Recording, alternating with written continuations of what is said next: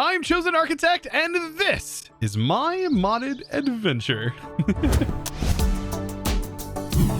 Jumping in today, we are starting off with storage. No anything in between. Straight up, we're getting a storage system set up to make things easier. But I did get a little bit of a villager here, or a little bit of a visitor, I mean. The Wandering Trader, for once, has a useful trade. Look at this. Blaze powder. Yes, as much of it as you can give me. 5. I'll take it, because that saves me a potential trip to the Nether, where I could actually craft something before needing to go to the Nether. Anything that uses, for example, Eyes of Ender. Yeah, that's going to be pretty useful. Now, back to storage. This is the thing that I really want to set up today. What I want to do is I want to have access to all of our crates and potential new crates. And I want the storage, I think, to go up here, meaning that what I want to do is I want to expand my wall, and I'm going to have a wall that sort of lines all the way up here and goes up to this edge. It's going to be a little bit easier for me to actually build it than to explain it.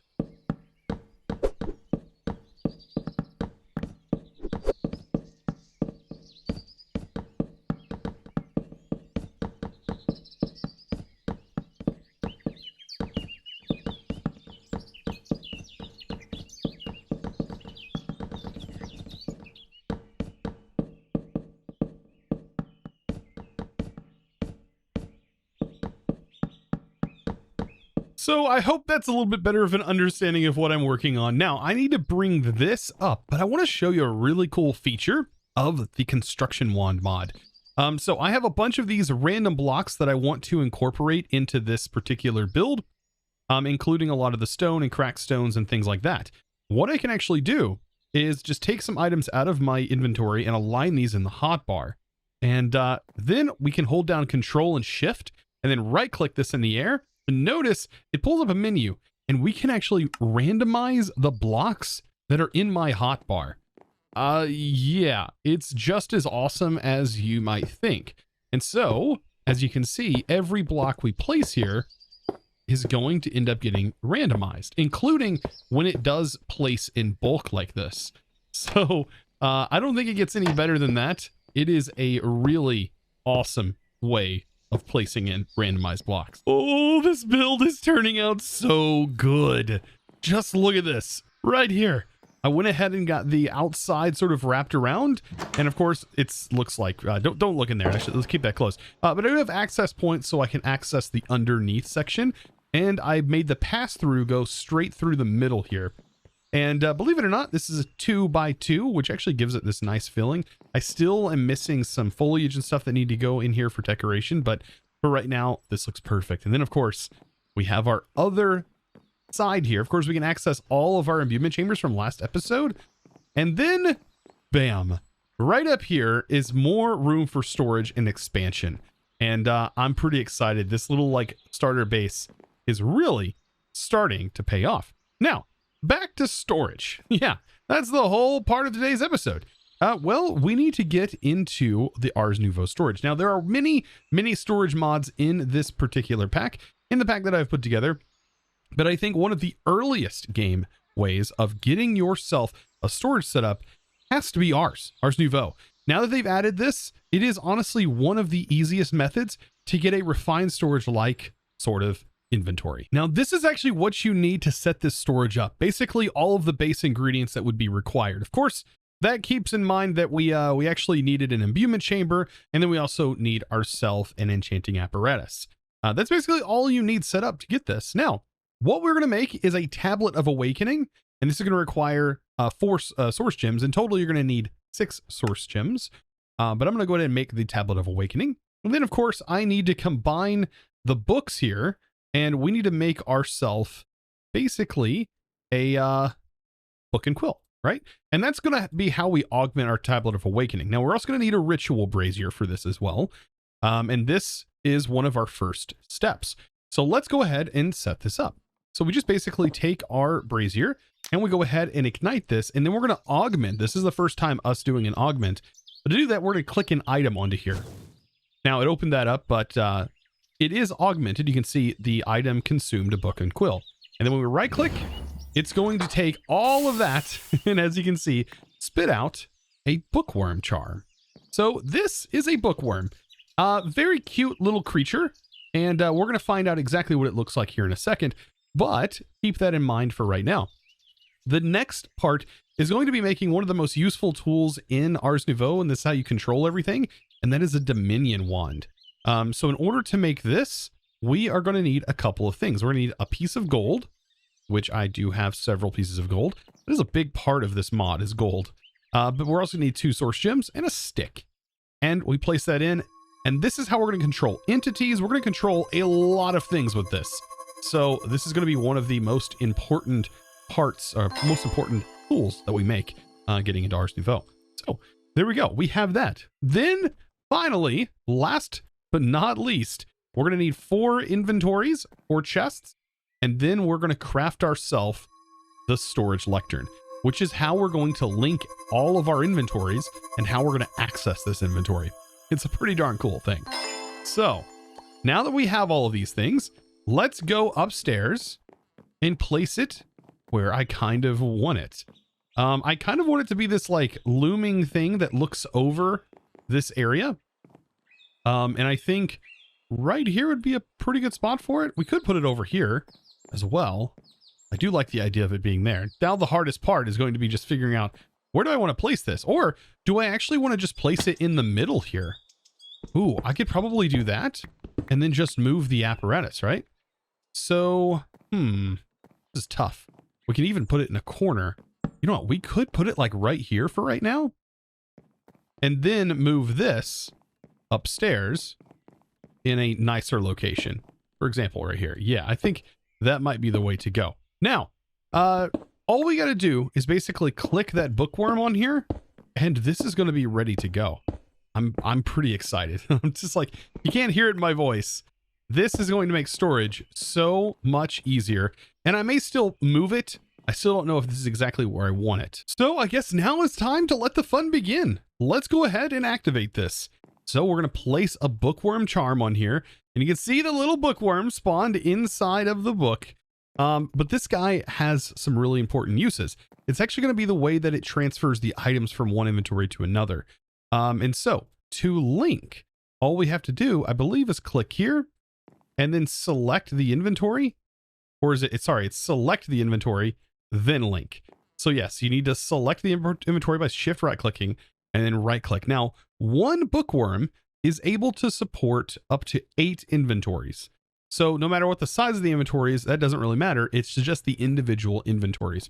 So this will be 3, and we can always add more bookworms, right? So at the moment we have 4. You can see the little fella's going to be running around, and I'm going to keep adding until we've hit our max. And the cool part is all of these inventories that are connected are going to be accessible inside of here. Now notice we have 1 more than we actually have. So we are going to need to make more than 1 bookworm. Now that's something I'm going to have to worry about a little bit later. We do have plenty of storage right here, and the storage that is missing just contains basically tools and things that we don't really need right at the moment. Now another cool thing is if we're going with the orange theme, I believe we can dye this guy orange. No, we can dye him other colors though. For example, I think red. We can definitely turn this guy red, which definitely looks orange. Yeah. And so let's open this up. Without further ado, this is the storage. And yes, it looks very similar to refined storage. And then we can even open this up to see all of our items stored away. It's pretty neat, right? That we have access to all of this. We can scroll through here. We can sync with our JEI over here, and we can balance the grid by sorting by ascending. Now, keep in mind, I did have all of these storages sorted as of right now, but I don't really think that as we start pulling items and putting items in, I don't think it's going to stay sorted for very long. Things are going to start getting mixed and matched all over the place, but I think eventually we're going to be switching inventories anyways and going with a much larger solution. And now, of course, one of the biggest chests in the game is the Dirt Chest 9000. So this chest is definitely worth linking. I'm just kidding. This is literally a dirt chest. Yeah. I mean, it will store exactly 1 stack of dirt. I mean, if that's something you're looking for. Now, notice when we start pulling items out and crafting things, look, you'll see the animation, the actual guy carrying the items back and forth. Oh, and I love this. So now that we have the storage up, I want to start the automation process of the imbuement chamber and making our source crystals, at least the semi-automation of it. So I want to use a framed drawer from functional storage for this, and this is going to make this super easy. Now, to change the texture on these drawers, you need to place it in this particular fashion. So you can rotate depending on what you kind of want here. But I want the block texture to be on the outside and then the source stone texture on the face. And we get ourselves 2 framed drawers. Now, this is going to be pretty straightforward, but what I'm going to need to do is place a drawer, for example, here and here, and they're kind of cool looking, right? And then what I want to do is I want to have my imbuement chamber in the middle. Now, what these drawers are going to be able to do is send items in and then pull items out. We just need to define that inside of these puller cards. And so, for example, let's do a pusher card, which is going to send from the drawer into the imbuement chamber. And what we need to do is figure out the direction that this is going to be sending to. It's going to be in this direction. Of course, you can access that by just hitting the F3 menu, and we're going to notice it's east. So on here, we can set this to east. And now, whenever we place this in the drawer, it goes in the utility slot and goes east. Now, of course, we need to know what the opposite of east is for our puller upgrade. And this right here is going to pull. We set this to the west, which is going to be the opposite, just like that. So pretty straightforward. Now, we do eventually want to be able to lock this, but for right now, what we can do is just simply have a item in here, and that's going to create the filter because these need filters. So let's take a single source gem, and this is going to make sure that that drawer is locked. So now we can take our lapis, and of course we're going to be able to find more of this, and I can just put this in here. And as you can see, the lapis gets pushed in, and then whenever it is done, it'll automatically get pulled out because this is filtered. Now, to make sure these item filters never go away, we can just make sure we have this set to locking mode, and then we can actually lock these drawers. Now, this I don't really want locked because we're probably going to end up swapping this with amethyst later on. So for right now, this is what it is. But we need to find an amethyst node. Yeah, I think we should go do that. And believe it or not, this mod actually has a way that allows us to find those. So we'll be granted magic find scrying, which allows us to be able to see sort of where these things are at. Of course, we're going to make sure we have enough wood. But yeah, this does get consumed up. So I'm going to make more than one. I'm sure we're going to potentially need more than one, as if we don't find it right away. I don't think the range is huge, but it's definitely worth making a few. Now, I think I'm going to have best luck if I go down into this tunnel instead of dropping down into my main. That's for my, like, basically mining diamonds and stuff.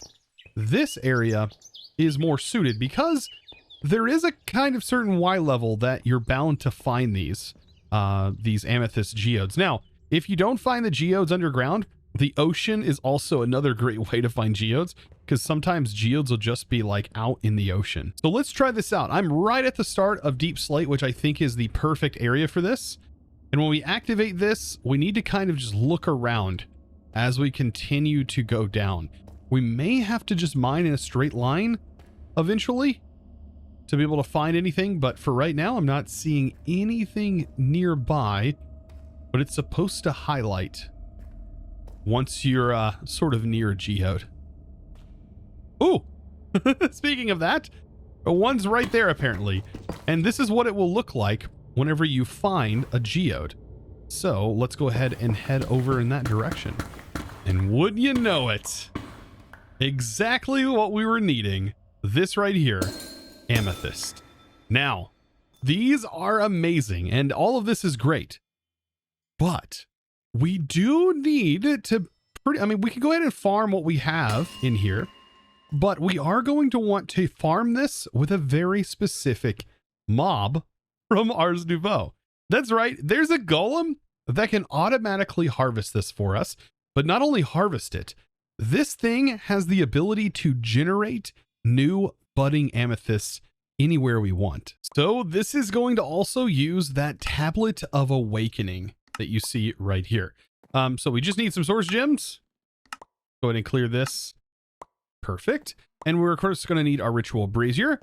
And all we have to do is perform this next to a budding amethyst, which of course there's plenty of them there. And as soon as we have this set up, we get to place this thing in the overworld. And well, we're already in the overworld, but we have to place it in our base. So this should be pretty interesting. We just basically ignite it and then light it. Oh man, all of the colors reflecting off of the amethyst is so cool. But the fact this is nearby, as you can see, spawns this little fella. Now we should be able to kill this little guy, and it's going to actually drop the charm. Now, of course, you could leave them in here to farm, but what I want to actually do instead is harvest as much of this as possible, take this, and actually if you place a block of amethyst, like this stuff, near it, while it's out in the open, it will eventually turn this into a budding amethyst. I think that's pretty cool. Now, this is going to be the perfect example of me talking about that Dominion wand and how it actually functions. So let's go ahead and put ourselves a storage, and we're going to actually link the golem to this storage.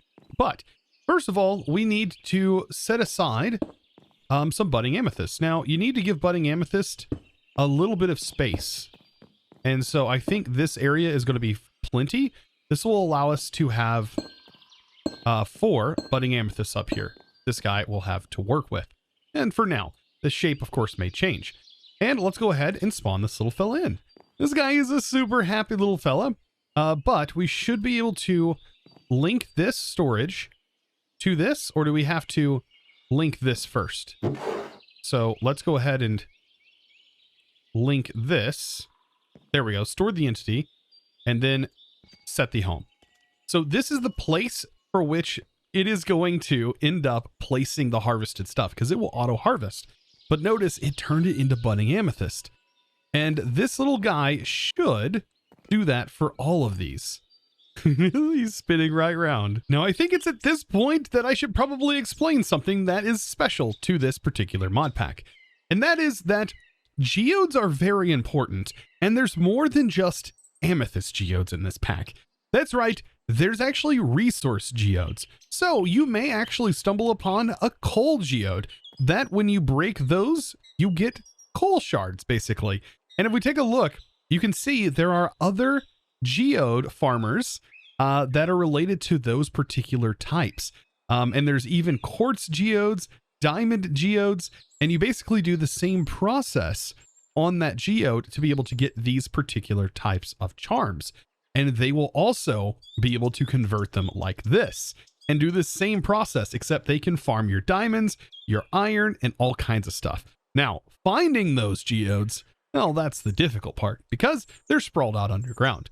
But I give a little bit of time and you'll have some really nice tools that'll allow you to mine effortlessly through the underground. So now that I have a few things such as amethyst, and it's in constant supply now, and it has been completely running, as you can see right here, they're all converted and is now being produced.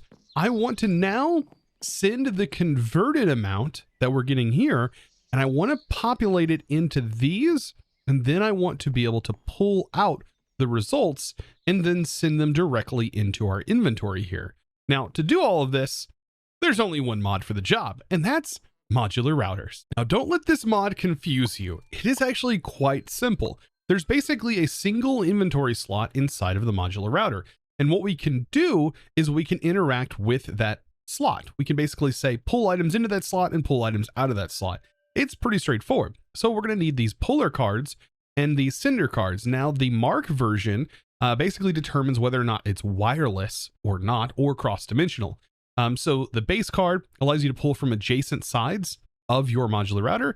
And then, of course, the MK2 or the Mark II is going to allow you to send wirelessly to another machine up to 24 blocks away max. Base 12 in some of the cases, unless you use the range upgrades, right? But it can go up to 24. And then you have the MK3, the Mark IIIs, which are basically cross-dimensional and allow you to send to any machine, in another dimension. I mean, it's pretty self-explanatory. Now, I want to use distribution modules. these basically allow us to have that max range without the upgrade, right? And we can go up to 48 blocks with this and get up to 8 machines that we can interact with at once, which is pretty useful. We're actually going to need 2 of these. We're going to need one that's going to send and one that is going to pull. Because the cool part about this is the distribution modules work basically the same way as a puller as well. So let's not get too confusing and actually demonstrate. So I think one of the simplest ways to show this off is just to go into this open crate here and send the items from here basically into this drawer. And it's going to be pretty straightforward. All we're going to need to do is, of course, gain access underneath here, which I think is going to be the best way to put this. So we're going to put a modular router that is down here, and you need to keep an eye out on the direction you have it facing. For example, this is facing this way with the red front, and what if we open one of our puller modules, we'll see that same interface here. Of course, this is the back slide, and it tells you all of the slides. Now, we're going to be working with the top. We basically need to pull from here, from the top, which is the up, and then all we have to do is put that card inside here, and we're going to notice that amethyst shards are going to start to fill up there. Now, we do need to send wirelessly to that drawer. So this is where a sender MK2 is going to come into play. Now, all we have to do is simply shift right click on this, and that is now locked to this drawer. And whenever we go ahead and put this in here, we're going to notice these items are going to start disappearing, and they're going to be sent wirelessly over here. And actually, if we didn't have these blocks in the way, you'd actually be able to see the items actually flowing across the screen, which is pretty awesome. So that's about as straightforward as it gets. Now, we need to take these items out of here, and I think what I'm going to do is put a modular router back here. And then all we need to do is basically say, I'm going to go ahead and pull from the face.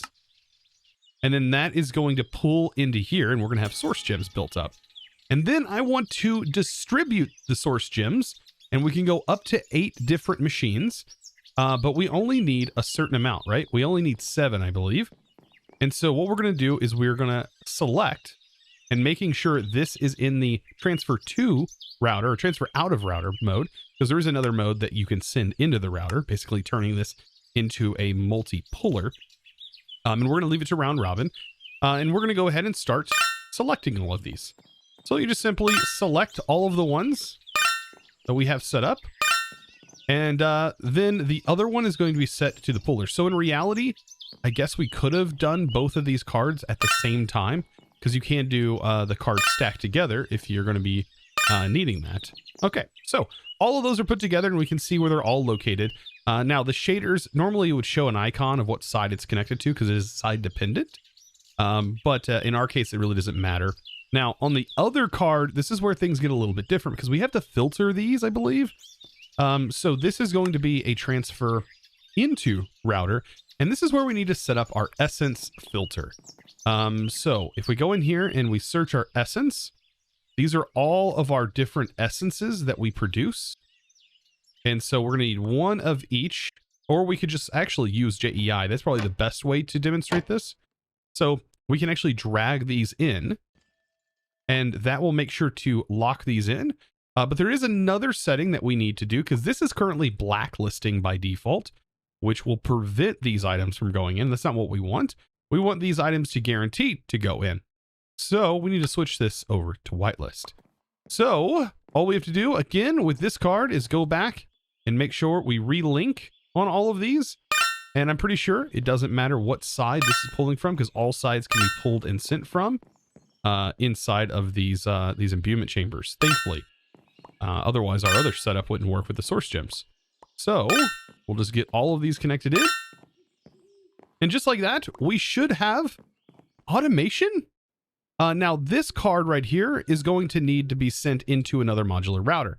And I'm actually going to put that modular router back here, believe it or not. So let's go ahead and set up this one just like that. And so we don't really need anything crazy for this. We just need to put that one that has all of the filters in here inside of this. And when any of those are done, they should automatically get put into the buffer. And that's when we're going to need a basic sender. And so we can just use a very basic sender. By the way, it's easier to just craft this with some bows instead of a piston. And so there's a basic cinder, and we're going to send to the front. And that should automatically put that into our storage lectern. And that's basically it. Let's go ahead and put this in, and we're going to start to see the magic happen. Look at the items flow in, and they're going to get put into the spot. And these don't have any source just yet, so they're going to work very slowly. But as you can see, they are all filled. And because they're going to be working very slowly, it should allow our source gems to somewhat keep up. So of course, now for the part of why I absolutely love modular routers. And that's because we can effectively hide these to make them look like anything we want. So right here is going to be a camouflage upgrade. I'm going to get a few more dye. You do need a little bit of dye for this. What we should have plenty of poppies for this. Perfect. And I think we only need 2 of them for right now. But I want to make it look like this stone. So I will simply shift right click on the stone, and I can then place the camouflage upgrade in here. And now you would even know this is a modular router unless you hovered over it. And just like that, we have wireless automation throughout our little base here, automating our essence. Of course, with all that fun, if you're getting tired of this little guy roaming around because he can kind of go all over the place, well, you can tie him up to a point and just let him sort of dangle here. And it should still be able to interact with this and send the items to this this crate. Because I don't think it matters if it doesn't actually walk up to it or anything. Because I noticed it was putting the items in even when it was down here. So just something to keep in mind. It's a little janky, but it's adorable. So I think we're getting there. Our base is slowly coming together. We're getting access to all kinds of cool stuff. And I think next episode, we definitely need to work on getting ourselves some source. As soon as we have that, all of this stuff can be sped up and made a lot faster, which is going to be very necessary considering the fact that we are going to need plenty of these essences down the road. But of course, I cannot wait to get into some new mods such as Create and many others here to come. Because once we end up getting all of these sort of geodes set up, I want to use Create to automate the entire processing of everything as one massive factory. I have big plans. Big plans. So if you would, click that subscribe button and ring that notification bell so you don't miss out on a new upload, just in case the old Google and YouTube algorithm decides it doesn't want to show you a video. So without further ado, guys, I thank you so very much. And it is now time to thank the amazing supporter of today's episode, because we're just about out of time today. And that amazing thanks is going to go out to Dragon Ninja MK1 or Mark 1. Thank you so much for your amazing support, by the way, over on the Discord, becoming a Discord premium member and supporting me in one of the best ways possible. Guys, I hope you enjoyed today's episode, and I hope to see you in the next one. And of course, as always, thanks for watching. Bye.